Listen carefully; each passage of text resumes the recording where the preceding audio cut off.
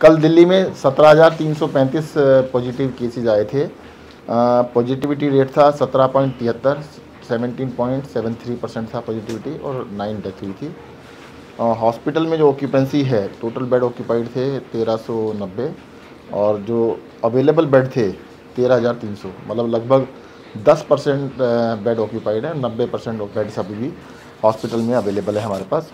Active जो patient है 39,873, यानी 40,000, लगभग 40,000 पेशेंट एक्टिव थे। 40,000 पेशेंट्स एक्टिव जब पहले थे तो उस टाइम पर जितने पेशेंट हॉस्पिटल में अभी उससे कम से कम 6-7 गुना पेशेंट ज़्यादा होते थे। तो इस बार ही थोड़ा सा एडमिशन्स कम है, सीवियरिटी कम है। मैं फिर से एक बार रिपीट करना चाहूँगा कि होम आइसोलेशन में अगर आपको हल्के सिम्टम्स हैं तो आप होम आइसोलेशन में रहिएगा 7 दिन के लिए, और 7 दिन के बाद बिना टेस्ट कराए आप होम आइसोलेशन से बाहर आ सकते हैं, अपने काम पे जा सकते हैं, प्रोवाइडेड कि आपको 3 दिन से बुखार या कोई और सिम्टम ना हो। अगर 3 दिन तक आपको लास्ट के 3 दिन में सिम्टम नहीं है तो आप अपने काम पे जा सकते हैं।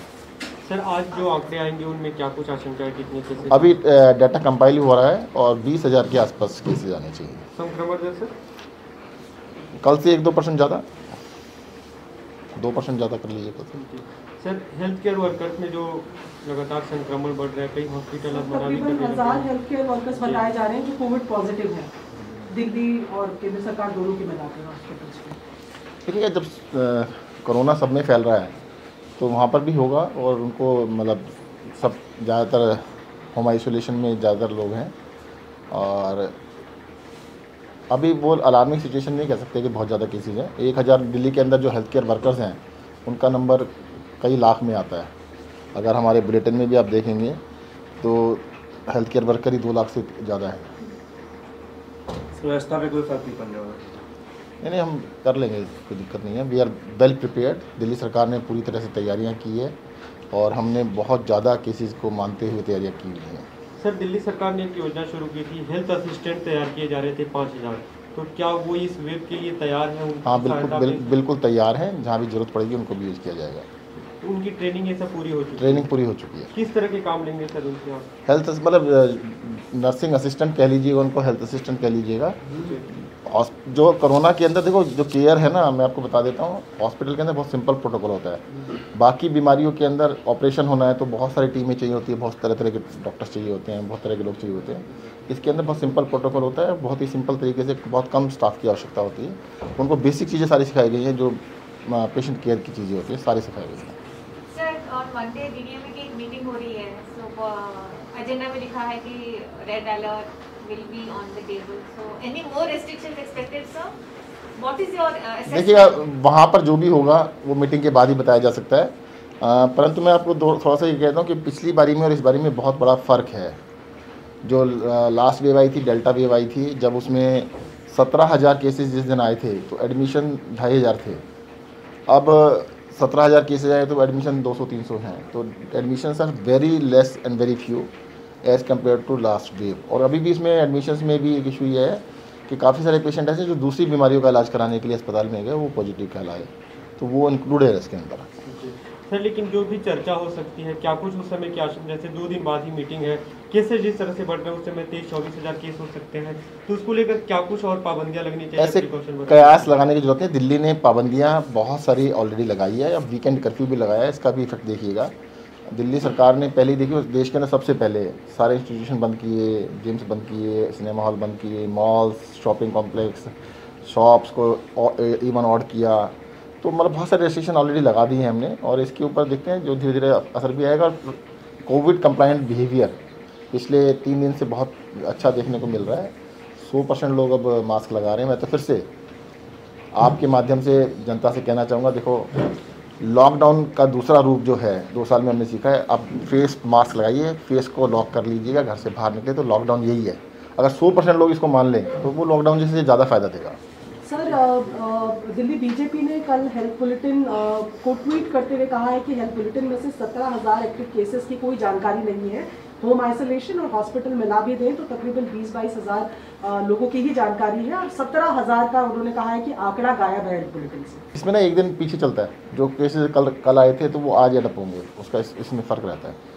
और सर आज वीकेंड कर्फ्यू है लेकिन लोग सड़कों पे बहुत नजर आ रहे हैं, उनको क्या बोलेंगे? नहीं, असेंशियल सर्विसेज के लिए अलाउड है। दूसरा साथ ही साथ हमने ये भी कहा है कि किसी को भी अपना टेस्ट कराने जाना है, हॉस्पिटल जाना है, तो उनको अलाउ किया गया है। देखो वो रेस्ट्रिक्शंस नहीं लगा सकते हैं। अभी अब दिल्ली के अंदर 1 लाख टेस्ट हम रोज़ कर रहे हैं, तो 1 लाख लोग तो टेस्ट कराने के लिए घर से निकल रहे हैं ना, इसका मतलब उनको अलाउड किया गया। अकेला कोई जाता नहीं है, उसके साथ कम से कम 1 आदमी साथ में जाता है, तो 2 लाख लोग तो वही होंगे जो टेस्ट कराने वाले होंगे। फिर अस्पतालों को बंद नहीं किया गया है, जिनको भी इमरजेंसी है अस्पताल वहाँ पे अस्पताल में जा रहे हैं, और इमरजेंसी सर्विसेज कोई बंद नहीं है। जैसे बिजली की सर्विस है, पानी की सर्विस है, वो बंद नहीं की गई है, तो इमरजेंसी सर्विस वो चलती रहेगी। So what about the profile of the 9 deaths that we saw yesterday? Again, highest this season so far. देखो अभी ना, आप इसको नंबर्स को देखिएगा। पिछली बारी जब 17,000 केसेस थे तो तब डेथ 200 से ऊपर थी, तो इस बारी 9 है। 9 में भी देखो सबसे ज़्यादा डेथ वो आ रही है कि जिनको कोमॉर्बिड मतलब किसी और बीमारी से एडमिट हुए, कोई बीमारी कोई साथ में थी उसकी वजह से हुए हैं, तो ज़्यादातर केसेस इसी तरह के हैं। सर जो डेथ से क्या कोई वैक्सीनेटेड भी है, ऐसा कोई डेटा है? क्योंकि बहुत सारे लोग जो दोनों डोज ले चुके हैं उनकी भी मौत हो रही है,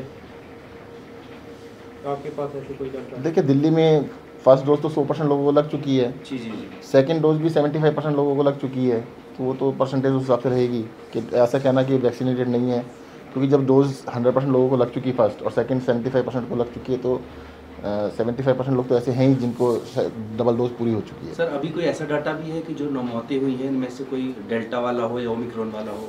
हाँ देखो अभी क्या है कि जिस टाइम पर 100, 150, 200 केसेस रोज़ आ रहे थे, उन सारों को जीनोम सीक्वेंसिंग कराई जा रही जी थी। सर। अब क्योंकि 15,000, 20,000, 17,000 केसेज आ रहे हैं, उनकी जीनोम सीक्वेंसिंग कराई नहीं जा सकती। दूसरी बात, जीनोम सीक्वेंसिंग कराने का मकसद ये था, ये पता करना कि हिंदुस्तान के अंदर ओमिक्रॉन आया या नहीं आया।